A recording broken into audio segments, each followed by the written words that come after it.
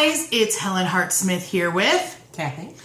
And we had a request for a video that we're going to fulfill today.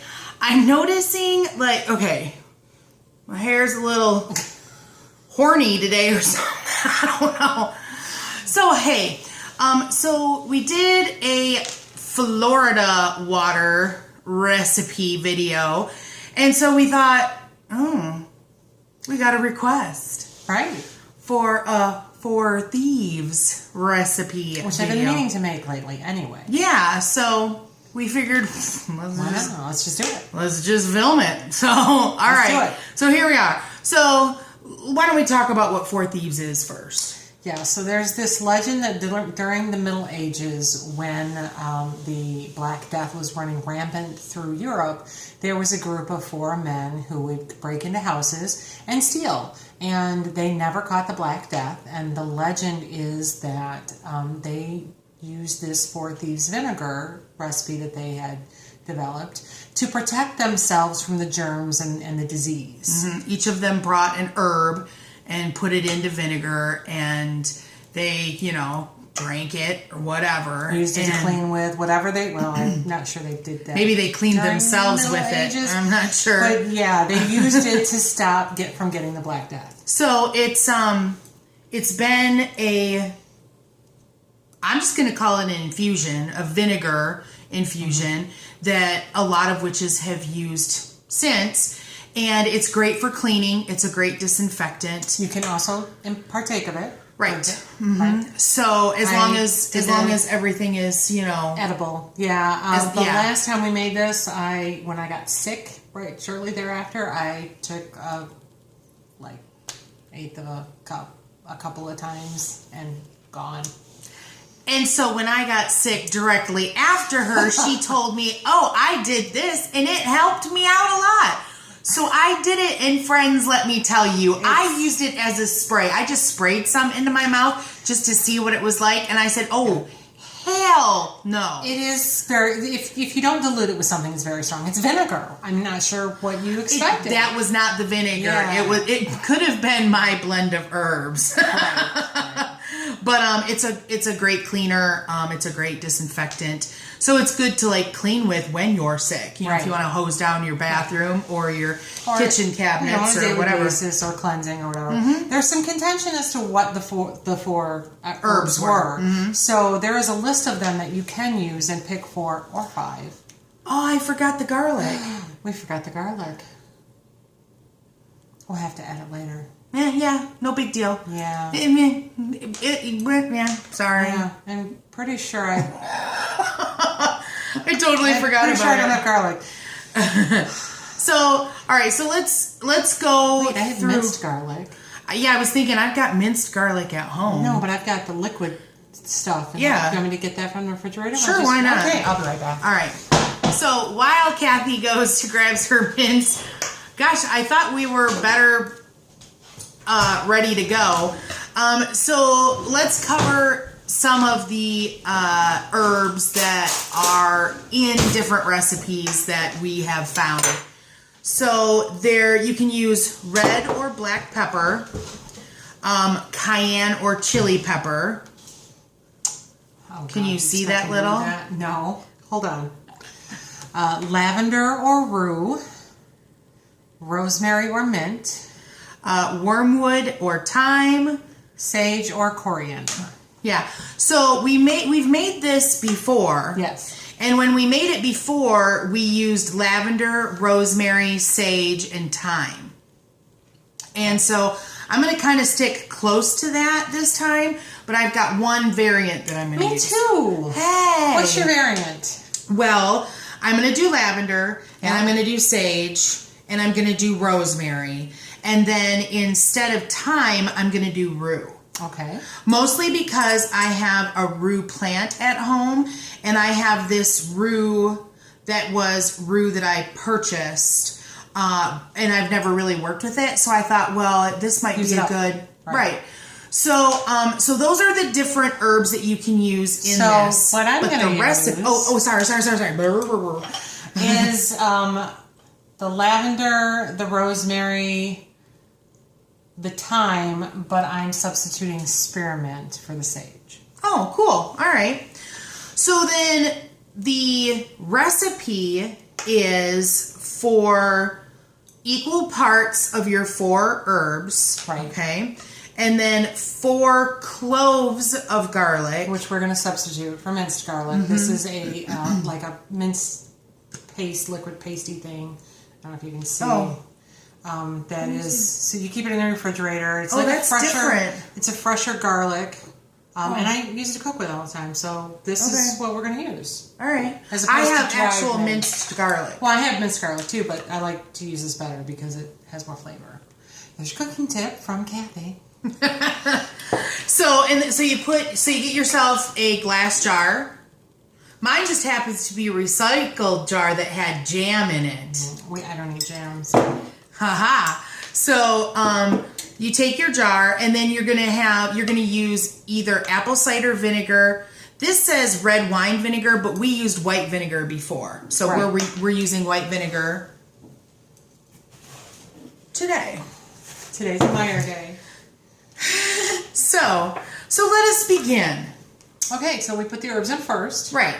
Okay. So equal amounts. Let's do lavender first. Let's do lavender together. Lavender. Sugars. No, I'm not using that. Cathy measured her out, and I'm gonna eyeball because I'm a Virgo.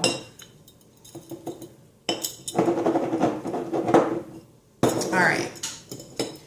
And then let's do rosemary. Rosemary, sugars, and my rosemary I grew. Some of what? No, this is the stuff I store bought because I'm trying to get rid of it. I did replace mine with stuff I grew.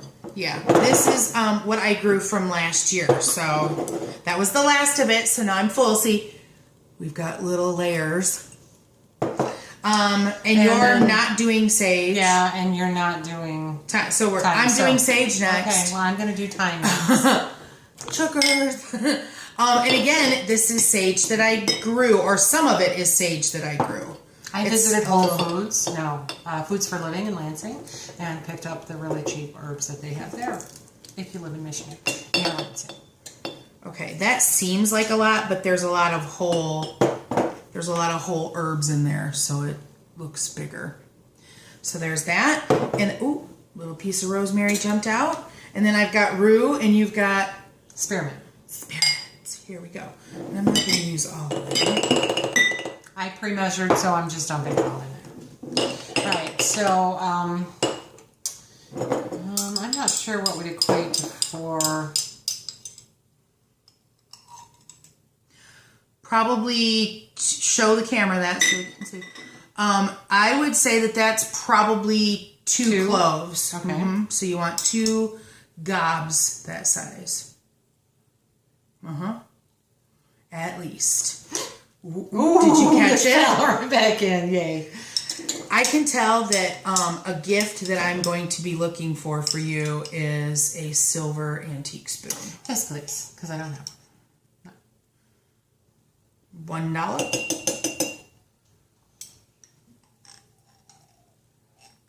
$2. And I guess if you were in a pinch and wanted to use or had to use a dried garlic, I don't see that that's a super big issue. No, I don't think so either. But so there's what our jars look like. Okay, so I scraped that on the side, and I probably shouldn't have. So so now you want to fill your plant matter with your vinegar. Oh, hello, vinegar. We've spent so much time together. We sat on the wrong side. It'll be okay. Righty. All right. And as you could probably see, my plant matter it rose. So I've got a little void in the bottom there, and that's okay. Yeah, I've got a bigger void. Oh, it's so cool to watch. It'll end up sinking. So take your lid, and actually, when I go home, well, I might be okay. Generally, the rule of thumb is you don't want metal to touch. Oh, right. Do you want some... I can switch it out. Wrap? I can switch it out. I think I'm okay, but I will probably switch it out when I get home. Yeah, so you can use a plastic lid, or you can put plastic wrap over. Or I've actually used parchment paper, too. Right. Something to barrier between the vinegar and the metal. Right. Because the vinegar will start eating at the coatings on the metal. And even if you do a tincture with vodka, you want to do the same thing. So, you got it all in there. Give it a shake. Let me shake it with my other hand because I don't want to instigate steps on my Fitbit that aren't really steps. Also left-handed. So, you give it a good shake just to mix everything up. And you might find that when you shake it and like get everything incorporated, you might find that you've got some room in there. Cause see, I've got some room. I'm going to put more vinegar in there. I put this cap on tight, my friends. I also have a little bit of room. Now, it's been my teaching that you want to do a mixture like this in the same way that you would handle a tincture made out of vodka. And you want to give this a good shake every day. Right. And you want to leave it for 6 weeks. Now, this original recipe that I saw said to leave it for like 3 or 4 days, but I just don't feel like that's enough. Well, I guess it's whatever you feel comfortable with. I don't see where 3 or 4 days is going to get the infusion that you're looking for. Maybe a moon cycle. Well, yeah. 6 weeks. I'm going for 6 weeks. So what I'll actually do is I'll go home and I'll get some parchment paper and I'll stick it under that label and I'll write the date. Or you could take like some that I want to strain it. Or you can put a piece of masking tape or a sticker or something like that on there. Something that you can remove quite easily. But then you want to... Ball has the labels that you stick on that come off like super easy as soon as you get them wet. So you want to do something like that, and keep an eye on it too. If you feel like as your time is passing and you're like you've got room in there, go ahead and add some more. I think it's okay. You want to make sure that plant matter. Some people might even, I'm not going to do it because I'm not super secure in this lid, but some people might actually like tip it over and leave it tipped over or something like that. Alternate. Just to keep tip it things one day, tip it back shaken, not stirred. But then you'll want to strain this out. So you either want to use cheesecloth or what do you call those like sieve type things that are made out of metal? Sieves. Is it a sieve? I never think that's right. So a sieve, or Crystal gave me a tip a while ago. She bought a reusable coffee filter. Oh, right. That it's made from plastic and it's got like a meshy type fabric between these slots so that it drains through it. So, and that's something that you can, clean and reuse and stuff like that. So I've got one of those. And I think I picked one of those up for like $5. So it was pretty cheap. Yeah. So there you go. 4 Thieves Vinegar. Get on the wagon and make your own. We want to hear about it, okay? So let us know if you've made some or if you've used a different type of recipe. Oh, yeah, definitely. Let us know what you've used it for, if you've used it in the past. I'm not sure what kind of questions we could answer about it, but if you have questions, let us know. Yeah, I mean, I think we shared pretty much everything. The last time we made this, I actually put it in a spray bottle. So you can put it in a spray bottle and use that to, spray down your counters and stuff like that. Clean your floors. Right.